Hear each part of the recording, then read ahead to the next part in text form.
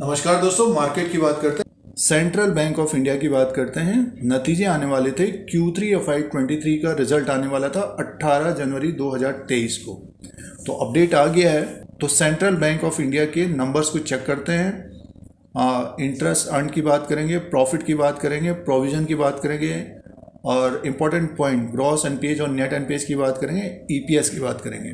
Stock price की बात करते हैं तो ज़बरदस्त तेज़ी है सेंट्रल बैंक में भी। आपके पास अगर स्टॉक है, शेयर है, तो सेंट्रल बैंक ऑफ इंडिया के नंबर्स को चेक करते हैं तीसरी तिमाही के। चैनल पर पहली बार वीडियो देख रहे हैं तो सब्सक्राइब और लाइक का बटन दबाएं शेयर बाजार के अपडेट के लिए। सेंट्रल बैंक ऑफ इंडिया के तीसरी तिमाही के की हाइलाइट्स की बात करते हैं तो देखिए, जो बिजनेस है, टोटल बिजनेस 6.54% बढ़ा है और ग्रॉस एडवांसेस की बात करें 14.73% बढ़ा है।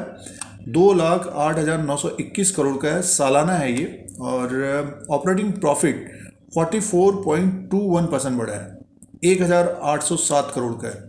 नेट प्रॉफिट 458 करोड़ का है, 64% बढ़ा है। और देखिए, कासा डिपॉजिट की बात करते हैं तो 4.46% है और एनआईआई की बात करते हैं तो 3,285 करोड़ का है, सालाना 19.93% बढ़ा है। तो ये परसेंटेज में है। और नंबर्स की बात करते हैं आगे तो ये, और एनपीएज की बात करते हैं, ग्रॉस एनपीएज की बात करते हैं तो 8.85% हो गया है और नेट एनपीएज 2.09% है। तो इसको हम नंबर्स में चेक कर लेते हैं। सबसे पहले नंबर्स की बात करते हैं। सेंट्रल बैंक ऑफ इंडिया की ये स्टैंड ऑन फाइनेंशियल रिजल्ट है। लैक्स में नंबर्स हैं, करोड़ में काउंट करेंगे। 31/12/2022 के क्वार्टर में इंटरेस्ट अर्न की बात करते हैं तो 6,716 करोड़ का है और Q2 में था 6,154 करोड़ का था। एक साल पहले 6,049 करोड़ का था। तो देखिए, 6,049 करोड़ से बढ़कर 6,716 करोड़ का हो गया है। 6,716 करोड़ का इंटरेस्ट अर्न आया है Q3 तीसरी तिमाही के नतीजों, Q3 FY23 में तीसरी तिमाही में। और दूसरी तिमाही में देखिए 6,154 करोड़ का इंटरेस्ट अर्न था, ये बढ़कर 6,716 करोड़ का है। तो ग्रोथ है और इंटरेस्ट अर्न बढ़ा है। अदर इनकम, बैंक का जो अदर इनकम है उसको प्लस करके देखते हैं, टोटल इनकम देखते हैं तो देखिए 7,635 करोड़ का 6,000 और टोटल इनकम 7,635 करोड़ का टोटल इनकम है और Q2 में 7,064 करोड़ का था। एक साल पहले 6,523 करोड़ का था। तो 6,523 करोड़ से बढ़कर 7,635 करोड़ का टोटल इनकम हो गया है। और आगे की तरफ चलते हैं। देखिए, टोटल इनकम बढ़कर आया है। आगे की तरफ चलते हैं, टोटल एक्सपेंडिचर की बात करते हैं, खर्चे की बात करते हैं तो 5,828 करोड़ का एक्सपेंडिचर है और टोटल इनकम है 7,635 करोड़ का। तो बैंक को प्रॉफिट है और अब की बार एक्सपेंडिचर भी ज़्यादा हुआ है। देखिए, पिछली बार 5,317 करोड़ का था और एक साल पहले 5,271 करोड़ का था। तो अब की बार बढ़ा भी है एक्सपेंडिचर। और ऑपरेटिंग प्रॉफिट की बात करते हैं तो 1,806 करोड़ का है, 1,806 करोड़ का था और 1,806 करोड़ का है। और Q2 में 1,747 करोड़ का था, एक साल पहले 1,252 करोड़ का। तो ऑपरेटिंग प्रॉफिट भी बढ़ा है। और आगे की तरफ चलते हैं, प्रोविज़न की बात कर लेते हैं। देखिए, जो प्रोविज़न दिया इन्होंने, ये इनका कॉलम है और 995 करोड़ का प्रोविज़न है और इससे पहले क्वार्टर में 1,124 करोड़ का था, एक साल पहले 736 करोड़ का था। तो सालाना देखते हैं तो प्रोविज़न बढ़ा है, प्रावधान। और आगे की तरफ चलते हैं सीधे से। देखिए, अब प्रॉफिट की बात कर लेते हैं, मुनाफे की बात कर लेते हैं। तो सेंट्रल बैंक का जो मुनाफा है, सेंट्रल बैंक ऑफ इंडिया का जो मुनाफा है, net profit loss for the period 458 crore का, 458 करोड़ का मुनाफा आया है और Q2 में 318 करोड़ का था और एक साल पहले 278 करोड़ का था। तो 278 करोड़ से बढ़कर ये 458 करोड़ का मुनाफा आया है। नेट प्रॉफिट है 458 करोड़ का प्रॉफिट आया है तीसरी तिमाही में सेंट्रल बैंक का। अब आगे की तरफ चलते हैं और इम्पॉर्टेंट पॉइंट की बात करते हैं, ग्रॉस एनपीएज और नेट एनपीएज की बात करते हैं। परसेंटेज में बात करेंगे, देखिए जो इन्होंने दिया है ग्रॉस एनपीएज परसेंटेज में, और ये कॉलम है, देखिए ग्रॉस एनपीएज अगर हम देखें तो 8.85% है, 8.85% है। और नेट एनपीएज की बात करते हैं 2.09% था।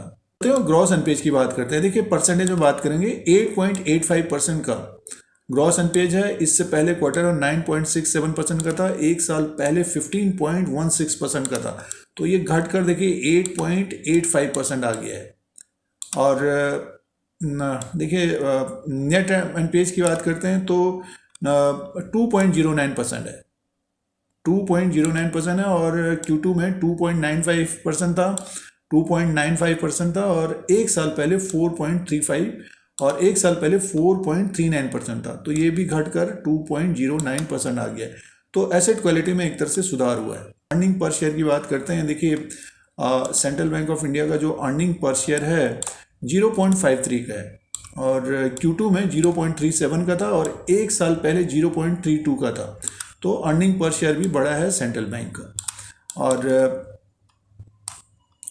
तो ये तीसरी तिमाही के नतीजे हैं, और एसेट क्वालिटी में लगातार सुधार हो रहा है, और प्रॉफिट बढ़कर आया है। इस क्वार्टर में 458 करोड़ का प्रॉफिट हो गया है सेंट्रल बैंक का, और जो टोटल इनकम है 7,635 करोड़ का है। अच्छे नतीजे हैं सेंट्रल बैंक के। सेंट्रल बैंक ऑफ इंडिया का ये चार्ट लगा हुआ है, ग्राफ लगा हुआ है, एक साल का 32.70 में स्टॉक है। जिनके पास सेंट्रल बैंक का स्टॉक है पिछले एक साल में 53% का रिटर्न दिया है, और 52 वीक हाई बनाया 41.80। अगर हम ग्राफ की तरफ ध्यान दें तो देखिए जो तेज़ी बनी है इसमें, ये अक्टूबर के महीने में 19-20 रुपये में था, उसके बाद सीधे से ऊपर की तरफ पहुंच गया, और 40 रुपीज़ के आसपास मुनाफा वसूली या फिर जो गिरावट आई थी दिसंबर के महीने में, सीधे स्टॉक नीचे की तरफ आ गया 29 रुपीज़।